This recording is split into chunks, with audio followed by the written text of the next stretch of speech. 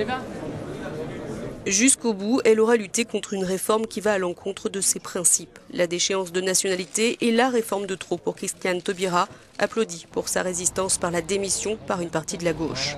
Car cette mesure va également à l'encontre des valeurs jusqu'ici défendues par le Parti socialiste au pouvoir. À ce jour, l'article 25 du Code civil stipule qu'un individu ayant acquis la nationalité française peut être déchu pour un crime ou un délit précis. S'il a par exemple été condamné pour atteinte aux intérêts fondamentaux de la nation, pour actes terroristes ou qu'il s'est livré au profit d'un État étranger à des actes incompatibles avec la qualité de Français et préjudiciables aux intérêts de la France. Et seules les personnes françaises depuis moins de 10 ans ou moins de 15 ans peuvent être privées de la nationalité pour ces crimes ou délits. Vous nous avez opprimés. Les attentats en France et avec eux la certitude désormais que les terroristes viennent d'ici ont déclenché une vague de sécurité sans précédent dans le pays, mais ont aussi changé la donne. La réforme prévue est celle-ci.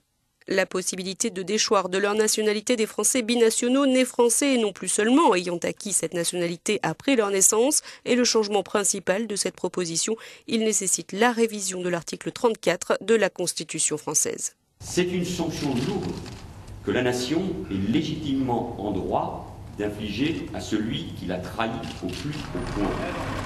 Et ainsi en sera-t-il même si le terme binationaux disparaît du texte pour, je cite, plus d'égalité. Problème pour la gauche, cette histoire de déchéance de nationalité n'est pas nouvelle et n'est pas de gauche. La nationalité française doit pouvoir être retirée à toute personne d'origine étrangère qui aurait volontairement porté atteinte à la vie d'un fonctionnaire de police ou d'un militaire de la gendarmerie.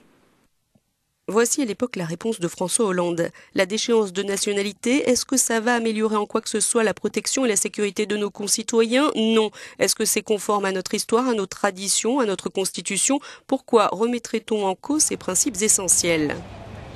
Machine arrière toute donc, couplée à une redirection pas seulement vers la droite, mais surtout ce qui fait le plus polémique, vers le credo de l'extrême droite.